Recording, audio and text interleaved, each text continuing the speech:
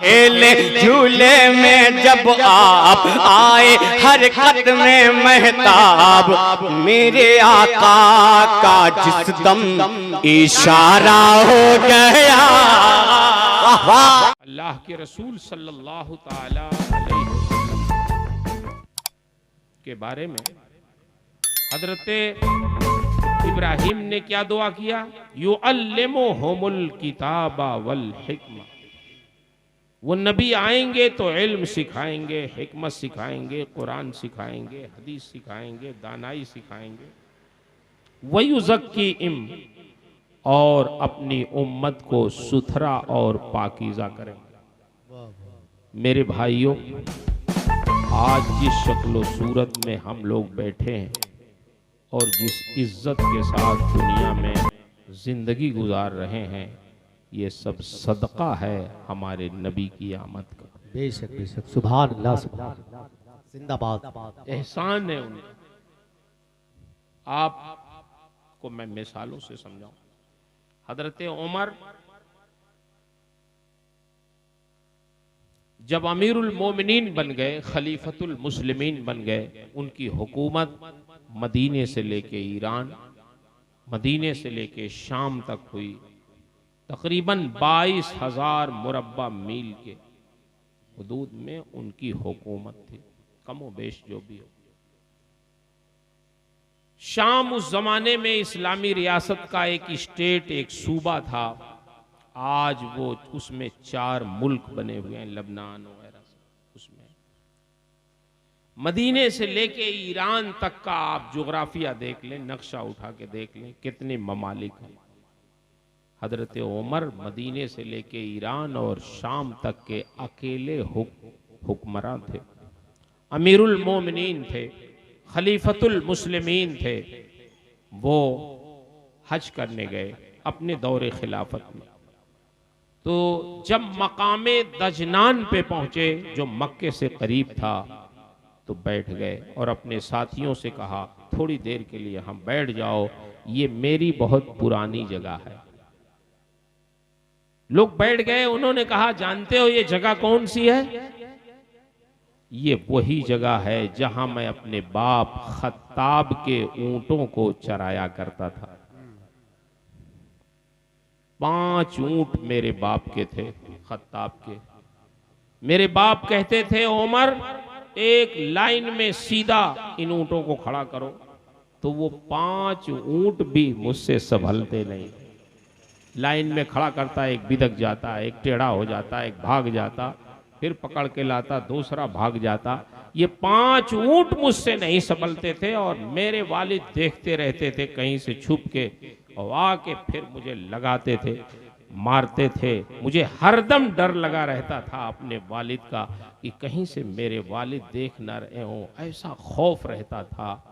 लेकिन आज मेरा हाल ये है कि मैं अपने नबी के दामन से वाबस्ता हो गया हूँ, मुसलमान हो गया हूँ।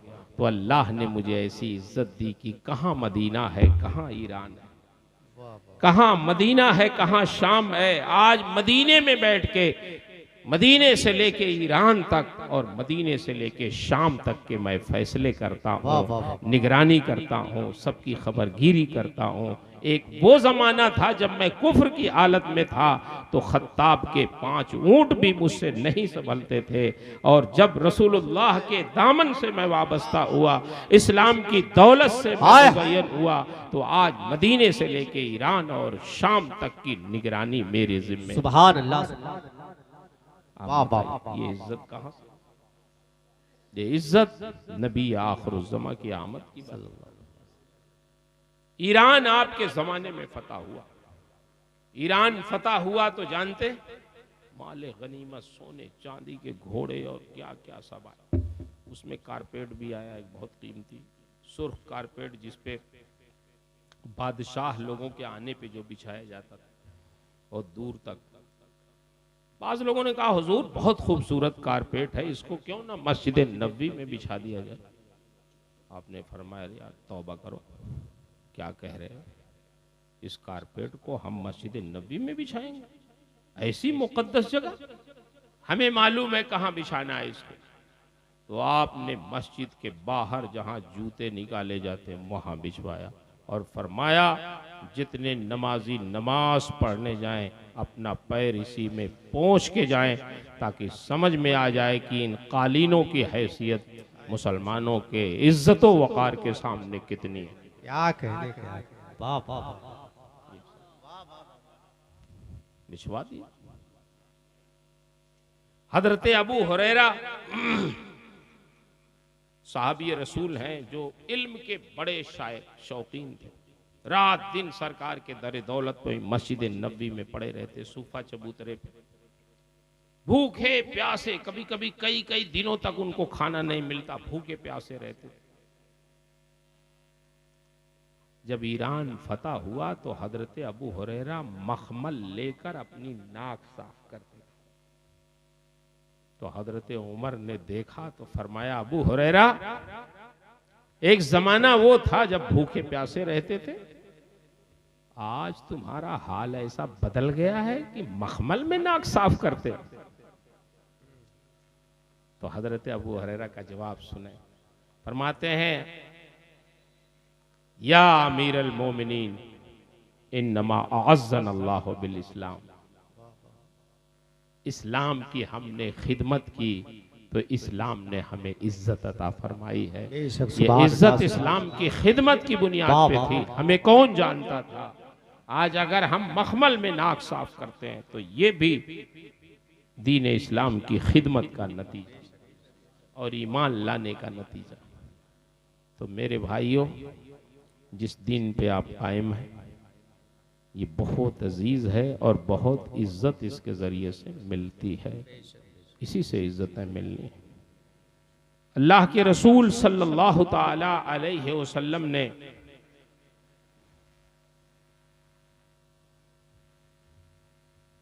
ऐसी खैरखाही की है उम्मत के साथ कि खुद फरमाते थे कि मैं तुम लोगों की कमर पकड़कर जहन्नम से तुम्हें निकालना चाहता हूं और तुम हो कि जहन्नम में कूदना चाहते हो।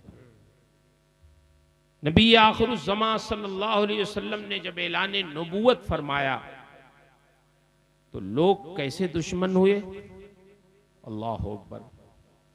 आपके पैगाम के दुश्मन कि मक्के के हर रास्ते पे, मक्का आलमी तिजारत गाह था, पूरी दुनिया से लोग वहां कारोबार के लिए आते थे, आलमी मंडी था। दो वजह से उसकी बड़ी खुसूसियत थी, एक तो खाने काबा था तो लोग दुनिया भर से उसके तवाफ के लिए आते थे और एक कारोबार के लिए। तो जितने रास्ते बाहर से अंदर आते थे मक्के के अंदर, उन रास्तों पर मक्के के लोगों ने अपना नुमाइंदा रख दिया था, बैठा दिया था कि जब कोई बाहर से आए तो उससे कहो कि जाओ मक्के में तवाफ करना, कारोबार करना, सब कुछ करना, मगर एक शख्स मोहम्मद नाम का है उससे मुलाकात मत करना। अगर उससे मिलोगे तो तुम्हें अपना मजहब छोड़ना होगा। उसकी जुबान में जादू है, वो जादू कर देगा तुम्हारे ऊपर। लोग आते थे चुपके अपना कारोबार करते, तवाफ करते, चले जाते। कोई नबी आखिरुज़्ज़मा से मिलना नहीं चाहता था कि अभी हमारा ईमान अकीदा बदल जाएगा, मजहब बदल जाएगा। आप मुझे बताओ, ऐसे मुश्किल वक्त में दीन का काम करना कितना मुश्किल था, लेकिन कुर्बान जाओ, सिर्फ 23 साला नबवी ज़ाहिरी जिंदगी में नबी ने वो इनकलाब बर्पा किया कि एक अरब ने आदमी का बोल बाला कर दिया, खाक के जर्रों को हमदोशे सुरैया कर दिया। खुद न थे जो राह पे औरों के हादी बन गए, क्या नजर थी जिसने मुर्दों को मसीहा कर दिया। जिनको अल्लाहु अकबर, अल्लाहु अकबर, या रसूल अल्लाह, जिनको रास्ता चलने का शऊर नहीं था इस्लाम लाने से पहले, अल्लाह के रसूल के दामन से वाबस्ता हुए तो अल्लाह के रसूल ने उन्हें क़यामत तक के लोगों का हादी और रहनुमा बना दिया। मैंने आपके सामने हजरत उमर का जिक्र किया, एक बड़े पुराने कदीमुल इस्लाम सहाबी हैं जिनका नाम है खब्बाब। नाम सुना है कभी? खब्बाब। बहुत तकलीफ़ें उठाई इन्होंने। इनका किस्सा बयान करूं शुरू से तो बहुत टाइम लगेगा, लेकिन वक्त नहीं अभी आपको शोराए किराम को सुनना, इसलिए मैं उसमें ज़्यादा दरमियान में हायल नहीं होना चाहता, लेकिन कुछ बातें आपके सामने अर्ज कर दूं। खब्बाब हजरत उमर से पहले मुसलमान हुए। इनके साथ बड़ी ज़्यादती हुई थी, उसमें से एक ज़्यादती मैं बताऊंगा। ये गुलाम ज़बरदस्ती बना दिए गए थे, इनका पूरा घर लूट लिया गया था और डाकुओं ने हमला करके कत्ल कर दिया। मर्दों को, औरतों को गुलाम बना दिया, बच्चों को, उसी में ये भी गुलाम बने। फिर जब ये जानते, ये तलवार बनाते थे इनको जब ये गुलाम हुए तो मक्के की एक खातून थी, उनको एक बच्चे की ज़रूरत थी, गुलाम बच्चे की, तो बाज़ार में गई ख़रीदने। पहले ऐसे ही जैसे मज़दूर खड़े रहते हैं, लोग सुबह को जाते हैं अपने घर की मज़दूरी के लिए, मकान बनाने के लिए ले आते, ऐसे ही मालिक अपने ग़ुलामों को लेके बाज़ारों में खड़े रहते थे, बोली लगाते थे, ये 1000 का है, ये 2000 का है, 3000 का। ऐसे ही ये इंसान बिकते थे। हज़रत खब्बाब को भी वो अनमार नाम था उस खातून का, वो ले आई और फिर उसने जो, उसके भाई ने जो ज़्यादती शुरू की हज़रत खब्बाब पर, वो मैं बताऊं थोड़ा सा। हज़रत खब्बाब ने हज़रत उमर के दौरे खिलाफत में अपना कुर्ता उतारा। हज़रत उमर के सामने जब कुर्ता उतारा तो उनकी पीठ नंगी हो गई, और जब उनकी पीठ पर हज़रत उमर की निगाह पड़ी तो उनकी ज़ुबान से बेसाख्ता निकल गया कि खब्बाब, ये तुम्हारी पीठ में सफ़ेद दाग कब से हो गया? बस इतना सुनना था, हज़रत खब्बाब को जलाल आ गया। इरशाद फरमाते हैं, ए उमर बिन खत्ताब, तुम समझते हो कि ये दाग बीमारी का सफ़ेद दाग? नहीं नहीं, वो दाग नहीं है जो तुम समझ रहे हो। ये दाग अल्लाह और रसूल की मोहब्बत में और ईमान की मोहब्बत में जलने का दाग है। लेकिन उमर, तुम्हें क्या पता चलेगा? ये दाग उस वक्त का है जब तुम मक्के की तारीक गलियों में नबी आखिरुज़्ज़मा के कत्ल के मंसूबे बना रहे थे।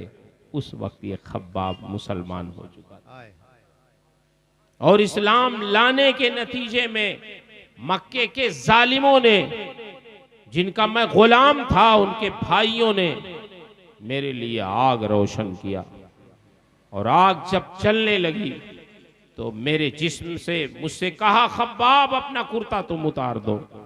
मैंने अपने कुर्ते को उतार दिया और कहा, अपने लोगों से कहा, खब्बाब का हाथ बांध दो और इसको पीठ के बल उसी आग पे लिटा दो।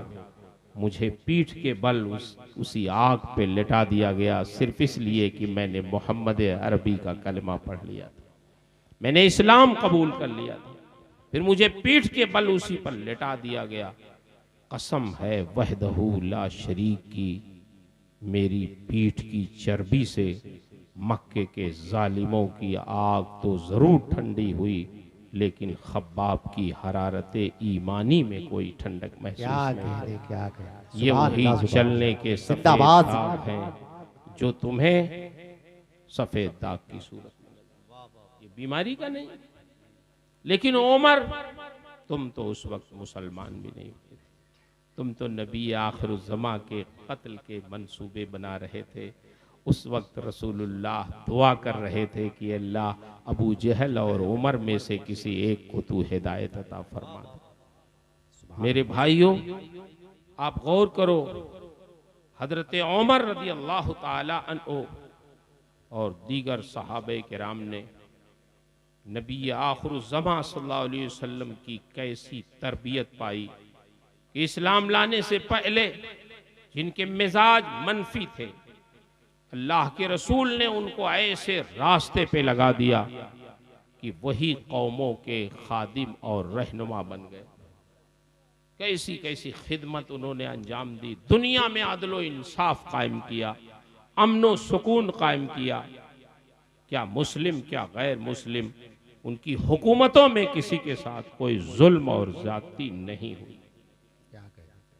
खुद हमारे आका और मौला सल्लल्लाहु ताला अलैहि वसल्लम के जमाने में कबीले बनु तय के लोग बहुत शरारत करते थे। सरकार ने हजरत उमर को भेजा तो कुछ गुलाम पकड़ के लाए गए, कुछ औरतें आई, कुछ माल आया। उसमें एक बेटी आई। जब वो आई और सरकार के सामने पेश किया गया तो उसका सर खुला हुआ था। सरकार ने हजरत उमर से फरमाया, उमर ये मेरी चादर लो और इस बेटी का सर ढक दो। तो हजरत उमर की जुबान से निकल गया, हुजूर ये किसी मोमिन की बेटी नहीं है, तो गैर मुस्लिम की बेटी। इरशाद फरमाते हैं सरकार, उमर बेटी किसी भी मजहब की हो वो बेटी होती है। बेशक ये हमारे नबी ने इरशाद। सुभान अल्लाह, सुभान अल्लाह। मतलब नहीं है कि सिर्फ मुस्लिम की बेटी हो तो बेटी है, किसी भी मजहब की बेटी हो क्या कहने तो उसकी इज्जत और वकार की हिफाजत ये एक मोमिन का फरीजा। सुभान ये अल्लाह, हमारे सुभान नबी ने तालीम। समझ? आज ये हमारे नौजवान समझते हैं, बच्चियां कहीं आती जाती हैं तो ये खड़े रहते हैं रास्ते, ये नहीं समझते कि बजाय इसके तुम्हें किसी भी बच्ची की कोई भी गुजरे रास्ते से तो उसकी हिफाजत और इज्जत व वकार के आदाब का ख्याल रखना। बेशक हमारे नबी की तालीम, इसमें ये तफरीक नहीं है कि वो मुस्लिम की बच्ची है या गैर मुस्लिम की। हमारे नबी ने हर बेटी के इज्जत व वकार की हिफाजत की तालीम दी है। बेशक बेशक। अल्लाह के रसूल सल्लल्लाहु ताला अलैहि वसल्लम से वो कहने लगी कि आपको मालूम होना चाहिए कि मैं हातिम ताई की बेटी हूं। मेरा बाप बड़ा सखी था। हातिम ताई का नाम तो सुना ना? हातिम ताई बहुत सखी, कबीले बनु तय का फर्क था। हातिम ताई, उस बेटी ने कहा मेरे बाप हातिम ताई थे जो बड़े सखी थे, लोगों की जरूरतों को बहुत पूरा करते थे और उसके लिए बहुत दर्दमंद रहते थे। तो मेरे बाप बहुत नेक काम करते थे, वही मेरे सरपरस्त थे, उनका इंतकाल हो गया। अब मेरा भाई अदी बिन हातिम वो मेरी कफालत करता था, लेकिन आपके डर से भाग के वो शाम चला गया। अब मेरा कोई कफील और सरपरस्त नहीं है। आपसे मैं दरखास्त करती हूँ कि आप मुझे छोड़ दें और मुझे मेरे कबीले में वापस जाने दें। और सिर्फ मुझे ही नहीं, मेरी वजह से जितने लोग आए हैं यहाँ कैदी बन के, सबको आप अगर छोड़ दें तो ये मेरे ऊपर बहुत एहसान होगा। सैयदुल अंबिया ने फरमाया, जा तुम्हें भी छोड़ा, तुम्हारे कहने पर पूरे कबीले को मैंने माफ कर दिया। उन्होंने अर्ज किया कि मैं जाऊंगी कैसे, मेरे पास सवारी नहीं है। सरकार ने उसके सवारी का भी इंतजाम किया। उस बेटी वो गई कबीले तय में, तो उसका भाई सुना जब कि वो वापस आ गई है मेरी बहन, तो शाम से वो वापस आया और आदि नाम था उसका, आदि बिन हातिम। तो जब वो आया तो अल्लाह के रसूल सल्लल्लाहु ताला अलैहि वसल्लम के वहां से वो बेटी वापस गई थी हातिम ताई की। तो उसने अपने भाई को देखते ही कहा कि आदि तुम बहुत बेगैरत आदमी हो। मेरे माँ बाप के मरने के बाद तुम ही ना मेरी कफालत करते थे, तुम अपनी बहन को छोड़कर शाम भाग गए। क्या यही हक था तुम्हारा? अब तुम आए हो मुझसे मिलने। उसने कहा क्या करूं, मैंने सुना कि मोहम्मद अरबी के लोगों ने पकड़ लिया है तुम लोगों को, और वो उनके मानने वाले बहुत जुल्म करते हैं, बहुत ज्यादती करते हैं, कत्ल कर देते हैं। ये वो जो अफवाह उसने सुनी थी वो सब बयान। उस बेटी ने कहा नहीं अदी, तुम गलत समझ रहे हो। मोहम्मद अरबी से तुमने कभी मुलाकात की? कहा नहीं। कहा मैंने मुलाकात की है। मोहम्मद अरबी से मैं मिल के आया, मोहम्मद अरबी का अखलाक तुमने नहीं देखा। न सिर्फ उन्होंने मुझे माफ किया, मेरी वजह से मेरे पूरे कबीले और खानदान को माफ कर। मेरा मशवरा है तुम एक बार जाओ मोहम्मद अरबी से मिलो, जाओ जरूर मिलो। उसने कहा नहीं मुझे नहीं मिलना है, मुझे जाने ही नहीं है उनके पास। उसकी बहन ने कहा नहीं जिद ना करो, मेरा मशवरा है, मेरा हुक्म है अदी तुम जाओ मदीने में जाओ। वो मस्जिद नबी में बैठे रहते हैं, वैसे नहीं है जैसे तुम समझ रहे हो। मैंने मुलाकात की है उनसे। जो शख्स अपने दुश्मनों की बेटी का सर खुला देखना पसंद ना करे, वो कत्ल को पसंद करेगा। जाओ तुम।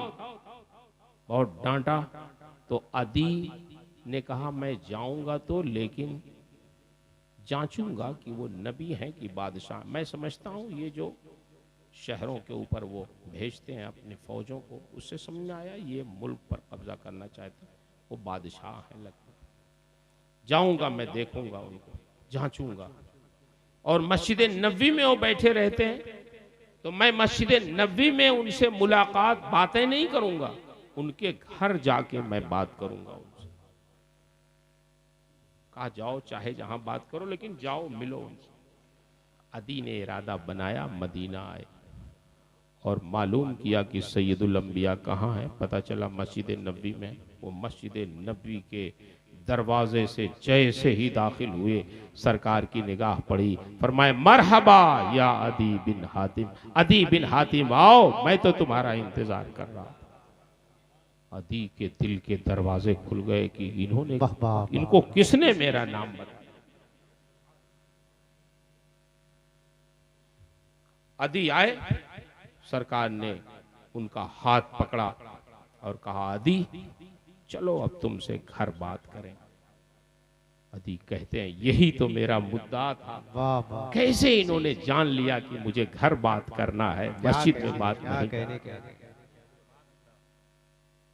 सैयदुल अंबिया नबी आखिरुज़्ज़मा सल्लल्लाहु अलैहि वसल्लम ने अदी का हाथ पकड़ा और पकड़ के मस्जिद नबी से बाहर आए। इतने में एक खातून आ गई, बूढ़ी मुअम्मर खातून, जिनका दिमागी तवाजुन सही नहीं था। उन्होंने सरकार से कहा मुझे आपसे कुछ काम है। आपने फरमाया बताओ क्या काम। कहा नहीं यहां नहीं बताऊंगी, किनारे चलिए अकेले में वहां बताऊंगी। ये जानते हुए कि दिमागी तवाजुन इसका सही नहीं, जिसका दिमागी तवाजुन सही ना हो कोई बात करेगा। सरकार ने अदी से कहा अदी ठहरो मैं आता हूं। सरकार अदी को वहीं छोड़ के गए। देर तक उस खातून ने बैठाए रखा और देर तक गुफ्तगू करती रही, धूप में बैठाए रखा आका व मौला सल्लल्लाहु अलैहि वसल्लम को। फिर जब थक गई खुद तो कहा अच्छा अब आप जा सकते। सरकार तशरीफ लाए। कुछ सहाबा ने कहा हुजूर आपने इतना टाइम उस खातून के लिए दिया, बताइए वो पागल है, उसका दिमागी तवाजुन सही नहीं है, मदीने में तो कोई उससे बात भी नहीं करता, आपने इतना टाइम दिया। फरमाने लगे मदीने में कोई टाइम नहीं देता उसको, लेकिन अगर तुम भी टाइम नहीं देते हो, मैं भी टाइम न दूं, तो मेरे और तुम्हारे में फर्क क्या रहेगा। जिसको कोई टाइम नहीं देता उसको मोहम्मद अरबी टाइम देते, वक्त देते हैं, यही तो फर्क। अदी को लिया, लेके आए, घर आए। अदी कहते हैं ये हदीस अदी ने जानते हैं कब रिवायत की, सरकार के विसाल के बाद अपना वाकया सुनाया। 120 साल की उम्र रही और आखिर उम्र में जब सहाबे किराम बहुत कम रह गए थे तो अदी से लोगों ने कहा आप रसूलुल्लाह के सहाबी हैं, कुछ सुनाइए ऐसी चीजें जिसको हमने सुना ना हो। तो उन्होंने अपना ये वाकया सुना। उन्होंने कहा मुझे सरकार घर ले गए और एक गद्दा था छोटा सा, तो सरकार ने फरमाया इस पे बैठो अदी। मैंने कहा नहीं वो आपकी जगह, आप बैठे, मैं यहां जमीन पे बैठता हूं। सरकार ने अपने बैठने से पहले मेरी तरफ सरका दिया और फरमाया नहीं अदी तुम मेहमान हो, तुम इस पे बैठो।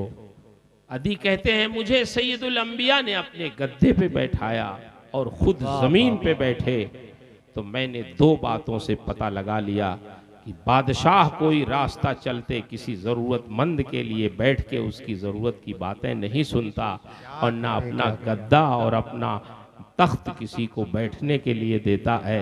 सैयदुल अंबिया अगर एक पागल औरत के लिए इतना टाइम दे रहे हैं और मुझ जैसे कम ज़र्फ के लिए अपना गद्दा दे रहे हैं तो इसका मतलब यही ये बादशाह नहीं है, ये नबी हैं, इन पर ईमान ले आना चाहिए।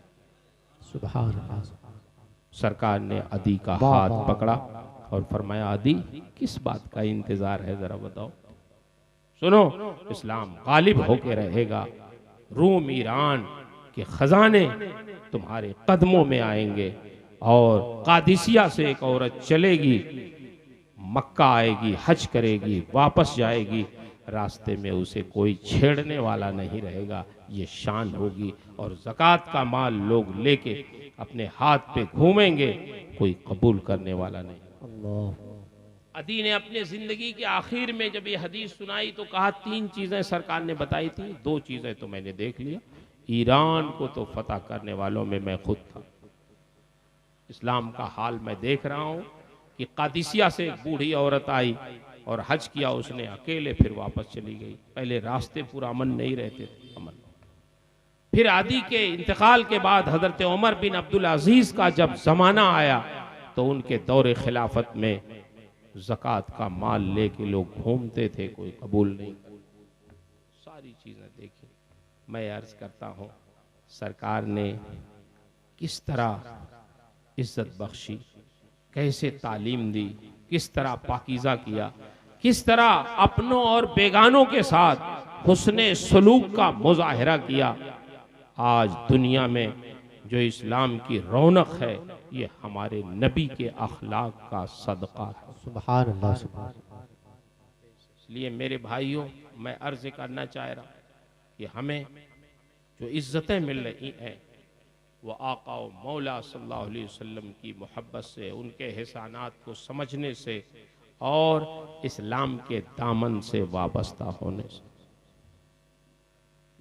इस एक रात में क्या अल्लाह के रसूल के जो एहसानात हैं इस उम्मत के ऊपर, कितनी रातें गुजर जाएं उनके एहसान के हक से कोई सुबुकदोश नहीं। बेशक।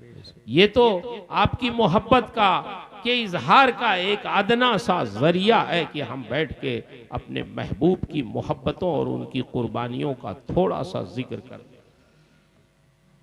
इसलिए मेरे भाइयों हमें अपने बुजुर्गों की कुर्बानियों को समझना चाहिए और इस पर अल्लाह का शुक्र अदा करना चाहिए कि अल्लाह ने अपने महबूब की उम्मत में पैदा फरमाया, ईमान की दौलत से मुशर्रफ फरमाया है, उसकी कदर भी करना चाहिए। हर नबी की आमद का मकसद क्या होता था, बोलिए। हमारे नबी की भी आमद का मकसद यही था कि हमारे नबी अपनी उम्मत को, अल्लाह के बंदों को अल्लाह से मिला दे। यही ना मकसद है, अल्लाह के बंदों को अल्लाह से मिला दे। इसीलिए उसके लिए नबी ने जिद्दोजहद की, कोशिश की, पत्थरों की बारिशें की गई उन पर, उनको तकलीफें बर्दाश्त करनी पड़ी, अपना घर छोड़ना पड़ा, खुद सहाबे किराम मशक्क़तें बर्दाश्त करते रहे। लेकिन आपने 23 साला ज़ाहिरी नबवी ज़िंदगी में जो इनकलाब बर्पा किया है वो दुनिया में कोई कायद, कोई रहनुमा और कोई पैगंबर भी वो इनकलाब नहीं बर्पा कर सके जो हमारे आका और मौला सल्लल्लाहु अलैहि वसल्लम। सुभान अल्लाह। सुभान। मिजाज बदल दिया, लोगों की तबीयतों को बदल दिया। और आज कोई जुर्म करता है तो जुर्म का इकबाल नहीं करता, मुकदमात चलते हैं, लोग अपने बयानात बदल देते हैं, झूठ बोल देते हैं। लेकिन सैयदुल अंबिया ने इस तरह अल्लाह का खौफ लोगों के दिलों में डाल दिया कि अल्लाह अकबर, तन्हाइयों में अगर कोई लग़्ज़िश करता था तो मजमे में आके वो इकबाल जुर्म कर लेता था। एक साहब हैं जिनका नाम है अम्र बिन समूरा, वो बारगाह रिसालत में ऐसे मजमा लगा था और वो लोगों को चीरते फाड़ते इधर उधर करते हुए सरकार के पास आ गए। सरकार से अर्ज किया, हुजूर मैंने एक कबीले का अपने नफ्स के बहकावे में ऊंट ले लिया है, मुझे पाक कर दीजिए। सरकार ने फरमाया, अम्र तुमने ऐसा नहीं किया होगा। उन्होंने कहा, नहीं या रसूल अल्लाह, मैंने ऐसा किया है, आप मुझे पाक कर दीजिए। फिर सरकार ने चेहरा फेर लिया, अम्र तुमने ऐसा नहीं किया होगा। उन्होंने कहा, नहीं हुजूर मैंने ऐसे ही किया, मैं आपके पास इसलिए आया हूं, आप चेहरा ना फेरें, मुझे पाकीज़ा फरमा दें, जो सजा हो आप मुझे दे दें ताकि मैं पाकीज़ा हो जाऊं। अल्लाह के रसूल सल्लल्लाहु अलैहि वसल्लम के सामने 3 मरतबा जब उन्होंने इकरार कर लिया तो जानते हैं क्या हुआ? फिर सरकार ने 2 सहाबे किराम को बुलाया, फरमाया एक साहब इनके घर जाए, घर वालों से पूछा इनका दिमाग तो सही है ना, ओल फोल तो नहीं बकते हैं कहीं। एक साहब से कहा, जाओ उस कबीले के पास जिस कबीले के बारे में कहते हैं कि ऊंट ले लिया, तो उस कबीले के पास जाओ, पूछो कि क्या वाकई उनका ऊंट गायब हुआ। दोनों हजरात गए, वापस आए थोड़ी देर में। जो घर गए थे उन्होंने कहा, हुजूर घर वाले कह रहे हैं इनका दिमाग सही। जो कबीले के पास गए थे उन्होंने कहा, हुजूर हाँ कबीले वाले कह रहे हैं कि एक भूरे रंग का ऊंट हमारा गायब हो गया चंद दिनों से। सरकार ने फरमाया, तो अम्र सही कह रहे हैं, इनका एक हाथ काट दिया जाए, यही सजा थी उसकी। मेरे भाइयों, आप सोचते होंगे कि जब ये सुना होगा उन्होंने कि एक हाथ मेरा कटेगा तो बहुत बेकरार हो गए होंगे। नहीं नहीं, एक हाथ उनका कटा, जमीन पे गिरा, तो दूसरा हाथ रब ताला के शुक्र के लिए, दुआ के लिए अल्लाह की बारगाह में उठ गया। और अम्र के अल्फाज थे कि अल्लाह तेरा करम है कि जो हाथ मुझे जहन्नम में ले जाना चाहता था, उस हाथ को तूने दुनिया ही में मेरे जिस्म से अलहदा कर दिया। तूने अपना रसूल भेजा हमारे दरमियान, हम तो कुछ भी नहीं जानते थे कि खैर क्या है, शर क्या है, हलाल क्या है, हराम क्या है, जायज क्या है, नाजायज क्या है। लेकिन एक परवरदिगार तेरा करम है, तूने अपना रसूल हमारे दरमियान भेज दिया कि वो रसूल हमें बताते हैं कि जिंदगी कैसे गुजारना है, क्या हलाल है, क्या हराम है, क्या जायज है, क्या नाजायज है। ये उनके आमद की बरकत है। ये परवरदिगार वो हाथ जो मुझे जहन्नम में ले जाना चाहता था, तेरे नबी की आमद की बरकत से दुनिया ही में मेरे जिस्म से अलहदा हो गया। आप सोच सकते हैं कि किसी का हाथ कट रहा हो, वो अल्लाह का शुक्र अदा कर रहा हो।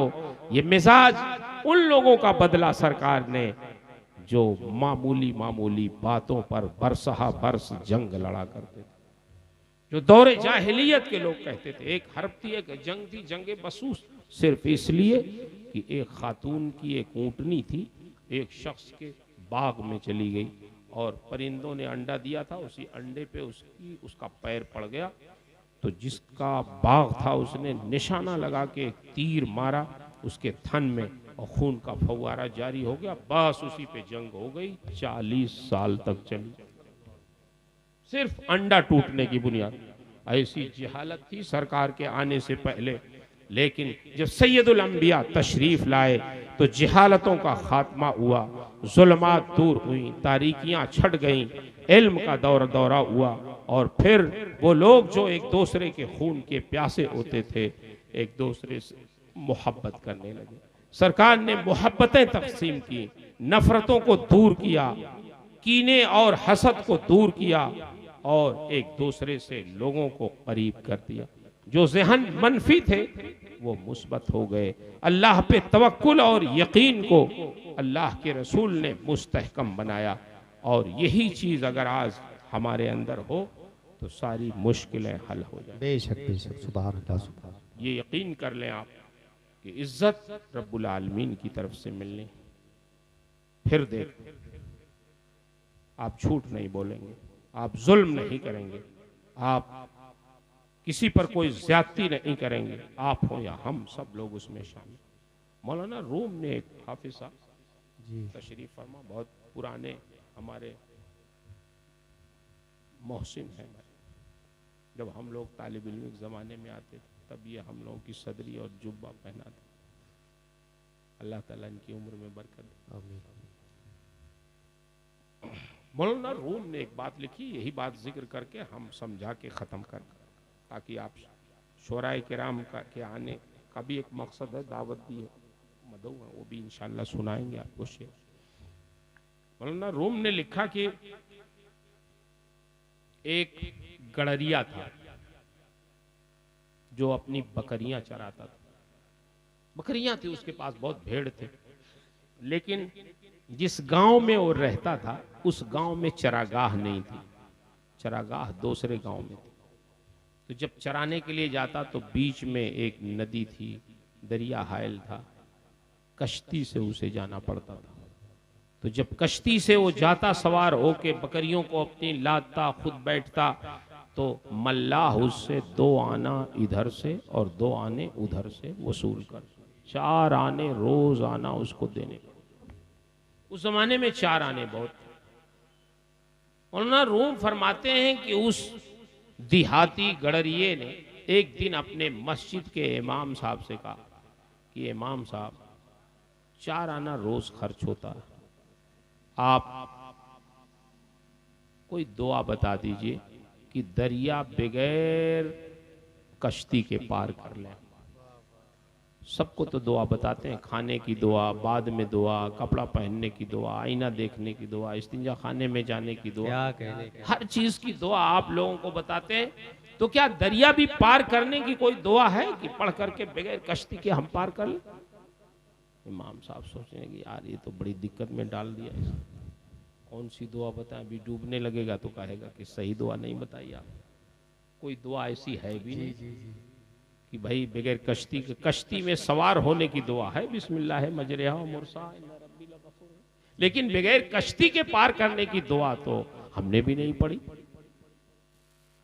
इमाम साहब ने कहा नहीं, कोई दुआ नहीं, बस।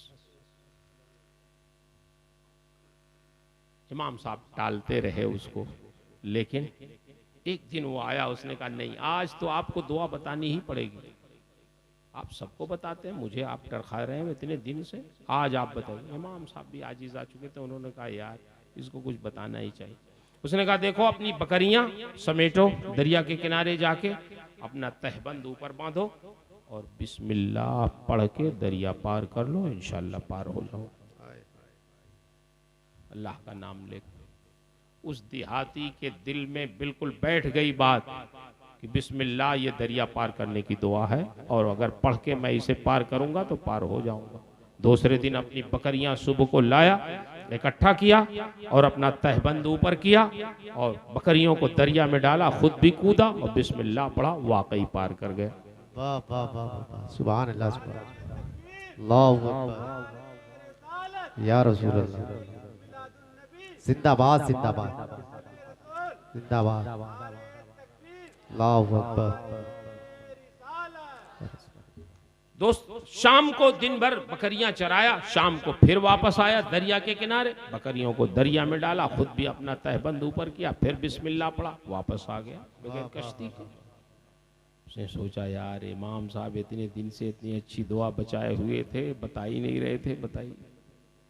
अब रोज आना उसका मामूल हो गया कि वो बकरियों को ले जाके दरिया के किनारे अपना तहबंद ऊपर करता, उनको डालता, दुआ पढ़ता, गुजर जाता, दिन भर चराता, फिर वापस ले आता, वही दुआ पढ़ के पार कर लेता। अब फिर उसको किसी कश्ती की कोई जरूरत नहीं, उसके 4 आने रोज बचने लगे, खुशहाल हो गया। एक दिन वो अपनी बकरियां चरा के शाम को उधर से लौट रहा था, और जब दरिया के किनारे अपनी बकरियां लेके आया तो देखा कि वही इमाम साहब मल्लाह की कोशिश कर रहे हैं, बड़ी मन्नतों समाजत कर रहे हैं, यार मुझे दरिया के उस पार कर दो।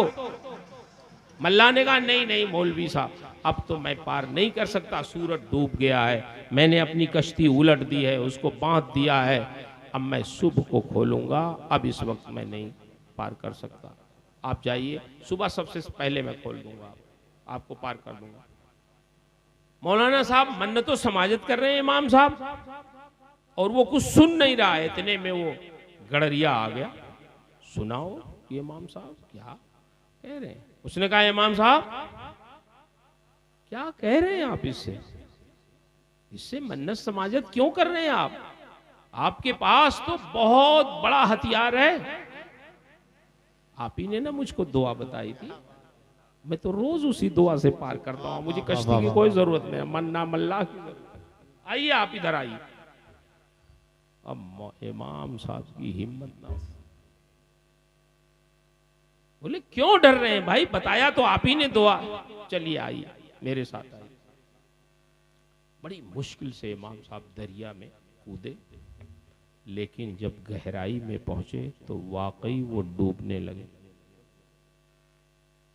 चीखो पुकार, इसने मुड़ के देखा, अरे इमाम साहब को हो क्या गया। दौड़ के आया, अपनी पीठ पे सवार किया और किनारे ले जाके इमाम साहब को लगाया। फिर जब सुकून हुआ तो पूछता है, अच्छा इमाम साहब ये बताइए, दुआ तो आप ही ने मुझको बताया था, मैं तो रोज पार करता हूँ उसी से, आप डूबने क्यों लगे ये मुझे बताइए, क्यों डूबने। इमाम साहब ने सच्ची बात कही। इमाम साहब ने कहा, बताया तो मैंने जरूर है, लेकिन जो यकीन की दौलत तुम्हारे पास है वो यकीन की दौलत मेरे पास नहीं है। अगर वो यकीन की दौलत मेरे पास भी होती तो मैं भी दरिया पार, लेकिन वही दौलत मेरे पास नहीं है। मौलाना रूम इस वाक़े को लिखने के बाद लिखते हैं कि ये दुनिया में जिंदगी गुजारने वाले इंसानों, जब तक तुम्हारे पास यकीन की दौलत नहीं होगी तुम्हारी मुश्किल आसान नहीं होगी। अगर तुम चाहते हो कि तुम्हारी मुश्किल आसान हो तो शको शुबहे में न रहो, यकीन पे रहो, यकीन मोहकम अमल पे अम मोहब्बत फातिह आलम। जिहाद जिंदगानी में यही मर्दों की शक्ति। यकीन रखें अपने रब पर, अपने मजहब पर, अपने रसूल पर, अपने दीन पर, कि इज्जतें यहीं से मिलनी है। अल्लाह हम सबको आपको अपने हिफ्ज़ व अमान में रखे।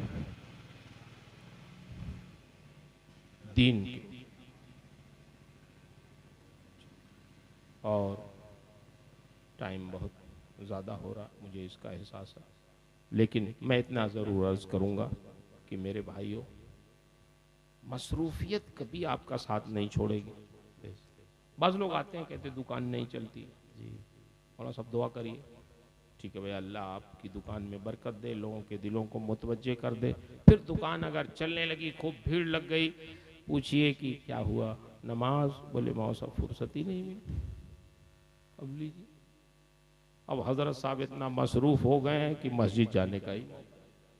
मैं एक जगह गया आसनसोल में, हमारे एक शागिर्द ने दावत दी कि हजरत आइए यहाँ कुछ तकरीर करने। गया तो एक शाम को मालूम हुआ कि ये मुफ्ती साहब के वो उस्ताद हैं, वहाँ जो मौलाना साहब थे वो मुफ्ती थे, तो अशरफिया से पढ़े थे, तो मुफ्ती साहब के वो उस्ताद आ रहे हैं। तो उन्होंने कहा कि भाई आपके उस्ताद आ रहे हैं, आप इतने बड़े मौलाना आए तो वो आपके भी उस्ताद हैं, उनको लाइए हमारे घर थोड़ी देर के लिए लें। हाँ, मुझसे उन्होंने कहा हजरत एक साहब के घर चलना। मैंने कहा टाइम बिल्कुल नहीं है, ट्रेन का टाइम हो गया। कहीं उसी रास्ते ही में तो उनका घर है। मैं कहा तब चलिए, ज़्यादा टाइम नहीं, 5 मिनट लीजिए बस। तो खैर गए उनके घर, तो जब पहुँचे वो चाय वो लेके आए। मैंने कहा देखिए चाय का टाइम नहीं, बस पानी पी ले, मगर वो माने नहीं। तो फिर उसके बाद मुझसे कान में कह रहे हैं, आपको कुछ नज़र आया मेरे घर में? क्या मतलब? अरे कोई काम होते ही नहीं हमारे यहाँ, सब पेंडिंग में हो जाता, तो ज़रा सा आप देखें कुछ है तो नहीं कोई शय इसमें। अरे मैंने कहा मैं उस किस्म का मौलवी नहीं हूँ भाई जो आप समझ रहे हैं। कोई घंटी हमारे पास दुआ तावीज़ वाली नहीं है, वो आप समझ रहे हो मौलवी साहब दुआ तावीज़ वाले मौलाना, वो बात नहीं है भाई। अब आप भी और बोले मुफ्ती साहब करते हैं हमारे उस्ताद, मैं उस्ताद तो हैं लेकिन हदीस पढ़ाते हैं, तफसीर पढ़ाते हैं, फ़िक़्ह पढ़ाते हैं, अब वो दुआ तावीज़ वाली कोई घंटी नहीं पढ़ाते हैं। बोले नहीं कुछ तो करिए। मैं कहा अच्छा कागज़ लाइए, कलम लाइए, कागज़ कलम मंगवा। मैंने कहा बाद नमाज फज्र या अजीज़ो या अल्लाह 100 मरतबा पढ़ना है। बाद नमाज ज़ोहर या करीमो या अल्लाह 100 मरतबा पढ़ना। वाह वाह बाद नमाज असर या जब्बारो या अल्लाह 100 मरतबा पढ़ना। बाद नमाज मगरिब या सत्तारो या अल्लाह 100 मरतबा पढ़ना। बाद नमाज इशा या गफ्फारो या अल्लाह 100 मरतबा पढ़ना। वाह वाह 100 मरतबा हर नमाज के बाद पढ़ना। इसका मतलब नमाज भी पढ़ना और ये भी। तो ये वजीफा तो बड़ा कर्रा पड़ जाता है आपको। ये मौलवी साहब ने फंसा दिया हमें, अब नमाज भी पढ़ना वजीफा भी पढ़ना। आप चाहते हैं मौलवी साहब पढ़ा के दे दें, पैसा भले ले लें। अभी हम कहते 5,000 लगेगा, ये दे लेंगे, लेकिन ये नमाज के लिए तैयार नहीं। बोले गलत नहीं कह रहा हूं मैं, बहुत से लोग अभी पैसा दे देंगे, लेकिन खुद करिए। मैं बता रहा हूं, अमेरिका में उर्दू में अखबार छपता, फ्री में बंटता, कोई लेने के लिए तैयार नहीं। दरमियान में बात आ गई। ये कौन छापता है जानते हैं? लंदन में बैठे हुए बाबा लोग जो दुआ तावीज करते हैं, उनका अखबार न्यूयॉर्क से छपता है। और पूरे अमेरिका में जहां जहां उर्दू पढ़ने वाले होते हैं, इंडिया पाकिस्तान वगैरह के लोग, वहां वो मस्जिदों में जुमा के दिन लोग लिए खड़े रहते, अरे लीजिए, ना ना ना टाइम नहीं, तो वो कार में ऐसे फेंक देते हैं। जब बैठने लगते, अरे सोते वक्त देख लीजिए। उसमें रहता क्या जानते हैं? यहाँ पे सिर्फ बाबाओं का एडवर्टाइज। बस कोई लिखता है 11 मिनट 11 सेकंड में आपकी मुश्किल 100% हल। कोई लिखता है 3 मिनट 3 सेकंड में आपकी मुश्किल गारंटी के साथ 100% हल। और बताइए इतनी गारंटी के साथ। नंबर यह है, फोन नंबर, इस पर राब्ता करें। जब आप फोन मिलाएंगे वहां से, तो वो सीधे लंदन जाएंगे। बाबा साहब उठाएंगे, कहिए साहब, अब आप अपना दुखड़ा सुनाना चाहेंगे, तो वो कहेंगे अच्छा एक बात बताओ, तुम्हारे पास कार्ड है, क्रेडिट कार्ड है? हमारी बिल कैसे अदा करोगे ये बताओ। अगर आपने कहा नहीं कार्ड नहीं हमारे पास, बोले अच्छा फोन रखो, कार्ड ले लेना, फिर उसके बाद बात करो। अगर आपने कहा कार्ड है हमारे पास, क्रेडिट कार्ड है, अच्छा उसका नंबर नोट करवाओ जरा। नंबर जहां आपने नोट करवाया, वो 3 मिनट भी नहीं लगते कि उनकी मुश्किल हल हो जाती है। बिल्कुल सही कहते हैं, 11 मिनट 11 सेकंड में मुश्किल हल। मगर किसकी मुश्किल हल? बाबा साहब की मुश्किल हल। आपकी मुश्किल में और इजाफा हो। ये है कारोबार। वाह वाह, मैं गलत नहीं कह रहा हूं, एक कारोबार है। अब आप हजारों डॉलर भरिए अब क्रेडिट कार्ड कंपनी को, और बाबा साहब अपना पैसा लेके किनारे हो। तो आप पैसा तो दे देते हैं, लेकिन खुद अमल नहीं करना चाहिए। उनसे मैंने जब कहा ये पढ़िएगा आप, जो मैं जिक्र कर रहा, ये फजर के बाद, ये जोहर के बाद, ये असर के बाद, 100 बार पढ़िएगा। और अपना नंबर जरा दीजिए मुझे। तो नंबर लिख लिया उनका, फिर मैं आ गया अपना पढ़ाने वढ़ाने। 1 महीने के बाद तकरीबन कमोबेश मुझे ख्याल आया, यार फला साहब को कुछ बताया था, लाओ जरा मालूम करें। फोन लगाया, हजरत साहब ने नहीं उठाया फोन, फिर छोड़ दिया मैंने। कुछ दिन के बाद फिर लगाया, 1 घंटी गई, नहीं उठाया, दोबारा फिर लगाया, चले देखते। दोबारा खैर उठाया उन्होंने फोन। अरे मैंने कहा हजरत साहब खैरियत से हैं? मैं मसूद अहमद बरकाती अशरफिया मुबारकपुर से बोल रहा हूँ। ओहो हजरत आप बोल रहे हैं? हाँ हजरत बोल रहे हैं। अरे क्या हुआ, जो वजीफा लिख के दिया था शुरू किया आपने? बोले हजरत इसीलिए तो फोन नहीं उठा रहा था। ये भी आप यही पूछेंगे? अम्मी हमारी कह रही थी कि वो मौलाना साहब जो लिख के गए हैं वो जरा पढ़ो, कुछ शुरू करो, लेकिन हजरत नहीं कर सका, शर्मिंदा हो बहुत। ये हाल। तो मेरे भाइयों, आप कब तक दूसरों से काम चलाएंगे? खुद आप नमाज पढ़िए, खुद आप तिलावत करिए, फिर आप किसी के ऊपर दम कर देंगे तो इंशाअल्लाह आपकी जुबान में तासीर हो जाएगी। बेशक बेशक, सुभान अल्लाह सुभान। आप नमाज की पाबंदी कीजिए, और दिन में 24 घंटे में नहीं, 24 घंटे में 10-20 मिनट ऐसा निकालिए कि कुरान को अपने हाथ में लीजिए, उसको देखिए, उसको चूमिए, उसको पढ़िए। 1 पारा सही, आधा पारा सही, पाव पारा सही, 1 रुकू सही, 1 सफ़हा सही, 1 ही सूरत सही, लेकिन अपने हाथ में कुरान जरूर लीजिए। अगर आप कुरान पढ़ते रहेंगे, नमाज पढ़ते रहेंगे, तो इंशाअल्लाह राह रास्त से दूर नहीं होंगे, हटेंगे नहीं। अल्लाह के रसूल की मोहब्बत में ज़िंदगी गुजारने का एक तरीक़ा ये ज़रूरी है कि आप मस्जिदों में जाएं। और फिर एक चीज़, मस्जिद क्यों बनाई जाती है जानते हैं? नमाज, सिर्फ नमाज के लिए नहीं, सिर्फ बाजमात नमाज के लिए। तो ना घर में भी आप जमात के साथ नमाज पढ़ने का एक बहुत बड़ा फायदा यह है कि आदमी नमाज का पाबंद हो जाता है। जो चाहता है कि नमाज का पाबंद हो, वो जमात का पाबंद हो जाए, इंशाअल्लाह नमाज का पाबंद हो जाएगा। और अगर वो जमात का पाबंद नहीं होगा तो बहुत मुश्किल है कि वो नमाज का पाबंद हो भी सकता है, लेकिन बहुत मुश्किल है। और एक ख़ास बात मस्जिद में ये भी रखी है कि जब आप जमात से नमाज पढ़ेंगे, फजर में जाएंगे, ज़ोहर में जाएंगे, असर में जाएंगे, मगरिब में जाएंगे, इशा में जाएंगे, फजर में आपका भाई नहीं पहुंचा, ज़ोहर में नहीं पहुंचा, इशा में नहीं पहुंचा, असर में नहीं पहुंचा, मगरिब में नहीं पहुंचा, इशा में जब जाएंगे तो ख्याल तो आएगा मेरा भाई आता था नमाज पढ़ने, नहीं आया, चलो देखें बीमार तो नहीं हो गया, उसकी इयादत कर लें, कहाँ गैर हाजिर हो गया, कहाँ चला गया, खैरियत तो पूछेंगे ना। तो ये एक दूसरे की खैर खाही का बहुत अहम ज़रिया।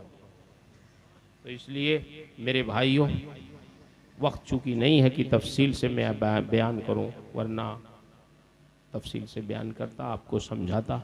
बस इतने ही आपसे अर्ज़ करना है कि आप आज़मगढ़ में, शहर के लोग अमूमन ताजिर हो, आप दुकान करते होंगे, कारोबार करते होंगे, छोटा बड़ा जो भी करते हों, मेरे भाइयों दुकान करें, आप बहुत मेहनत करें रिज़्क़ हलाल के लिए, इसमें कोई शुबा नहीं है। पैसे कमाना कोई हराम और नाजायज़ नहीं है, ये भी ज़रूरी है। आप खुशहाल नहीं होंगे तो ना आप पे ज़कात फ़र्ज़ होगी, ना हज फ़र्ज़ होगा। हज फ़र्ज़ होना, ज़कात फ़र्ज़ होना, इसका मतलब ये है कि इस्लाम अपने मानने वालों को खुशहाल देखना चाहेगा। लेकिन ये मतलब नहीं है तिजारत और कारोबार का कि आप ऐसा डूब जाइए कि दाएं बाएं देखिए भी नहीं कि अजान हो रही है कि नहीं, जमात हो रही है कि नहीं। एक दिन होगा क़यामत का, बस एक दिन, जो 50,000 साल का होगा, बस आधे दिन में तो दौड़ भाग में आधा दिन गुजरेगा, यहाँ जाएंगे वहाँ हिसाब किताब शुरू हो उसके लिए आधा दिन गुजर जाएगा, 25,000 साल, फिर आधे दिन में हिसाब किताब होगा। और उस दिन अव्वलीन व आखिरीन सब उस क़यामत के मैदान में इकट्ठा होंगे। ज़मीन तांबे की होगी, सूरज सवा नेज़े या सवा मील के फासले पर होगा। ऐसी गर्मी होगी कि अल्लाह के रसूल फरमाते अल-यौमा ला ज़िल्ला इल्ला ज़िल्लु, उस दिन अल्लाह के साए के अलावा कहीं छुपने की कोई जगह नहीं मिलेगी। पसीना इतना निकलेगा लोगों के जिस्मों से कि 70 गज ज़मीन के अंदर, तांबे की ज़मीन के अंदर चला जाएगा, फिर ऊपर आएगा, किसी के टखने तक पसीना, किसी के घुटने तक पसीना, किसी के कमर तक पसीना, किसी के सीने तक पसीना, किसी के गले तक पसीना, किसी के होठों तक पसीना। पसीने में लोग शराबोर होंगे और छुपने की कोई जगह नहीं होगी धूप में। ऐसे आलम में अल्लाह का मुनादी पुकारेगा, आईना फुला, आईना फुला, आईना फुला, आईना फुला, फुला के बेटे फुला कहाँ, फुला के बेटे फुला का नाम लेकर के पुकारेगा, फला के बेटे फला कहाँ है। तो जिनका नाम लिया जाएगा वो समझ जाएंगे हमें बुलाया जा रहा है, वो कहेंगे हाँ हम यहाँ हाजिर हैं, हुक्म होगा चलो वहाँ से आओ। अल्लाह ने तुम्हारे लिए अपने अर्शे आज़म के नीचे नूर की कुर्सियाँ लगवा दिया है, चलो उस पर तुम बैठ जाओ, ये तुम्हारा मकाम है। वो खुश हो जाएंगे, चलो दौड़ के आएंगे, अर्शे आज़म के साए में नूर की कुर्सियों पे वो बैठ जाएंगे।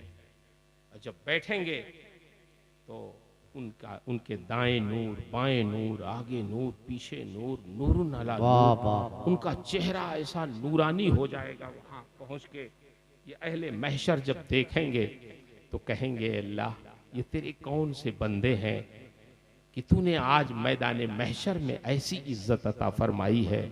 लोग पसीने में शराबोर हैं और तूने अपने इन बंदों को उन पसीनों से, गर्मी से निकाल के नूर की कुर्सियों पे बैठाया, ये कौन से तेरे बंदे हैं।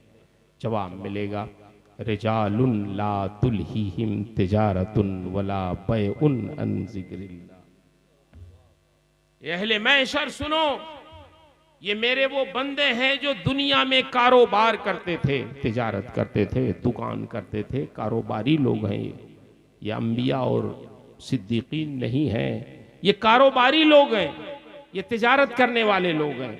ये तिजारत लंबी लंबी अपनी करते थे, उसमें बड़े मसरूफ रहते थे, कुछ दे रहे होते थे, कुछ ले रहे होते थे, बड़ी मसरूफियत रहती थी खरीदारों के दरमियान इनकी। इतने में मेरी मस्जिदों से अजान की आवाज आ जाती थी, और जैसे ही अजान की आवाज आती थी, ये मेरे बंदे अपना कारोबार छोड़ के, अपनी दुकान छोड़ के, अपना नफा छोड़कर सीधे मस्जिद में पहुंच जाते थे और अपने अमल से ये साबित करते थे कि ये परवरदिगार, हमें अपने कारोबार से तो बहुत मोहब्बत है, अपनी तिजारत से तो बहुत मोहब्बत है, अपने नफा से तो बहुत मोहब्बत है, लेकिन वो सब छोड़कर तेरी मस्जिद में आने का मतलब ये है कि कारोबार से भी कहीं ज्यादा तुझसे मोहब्बत है, तेरी नमाज से मोहब्बत है, तेरी मस्जिदों से मोहब्बत है, तेरी अजान से मोहब्बत है।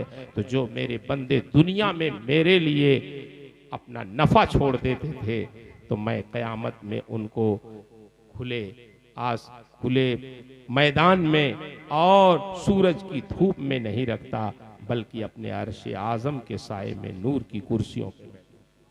यही तो असली इज्जत है जो आखिरत में मिल जाए। इसलिए मेरे भाइयों, अपने ज़रूरी काम करने के साथ साथ अपने दीन पर भी कायम रहो, अपनी नमाजों को भी अदा करो। माँ बाप अगर हो तो उनकी खिदमतों को भी अपने लिए ज़रिए निजात समझो, उनको राज़ी रखो, उनको खुश रखो, अपने भाइयों से मोहब्बत करो। यही सरकार की विलादत का मकसद है, यही नबी की आमद का मकसद है, और यही मकसद है कि अल्लाह के रसूल के अखलाक से हम और आप बाखलाक हो जाएं। मैंने अपनी मुख्तसर सी गुफ्तगू में जो कुछ भी अर्ज़ किया, जो हक़ है, जो सवाब है, जो सही है, वो सब मेरे रब की तरफ से है। मेरे बयान में, मेरे समझाने में, खुद मेरे समझने में जो गलतियां हैं वो मेरी तरफ से हैं। अल्लाह मुझे हक़ कहने, हक़ सुनाने, खुद हक़ पे कायम रहने और हक़ की नशर व इशाअत की तौफ़ीक़ अता फ़रमाए। अस्तग़फ़िरुल्लाह रब्बी मिन कुल्लि ज़ंबिन व अतूबु इलैह। बहुत बहुत शुक्रिया बैठने का। अल्लाह आप हज़रात को जज़ाए खैर अता फ़रमाए।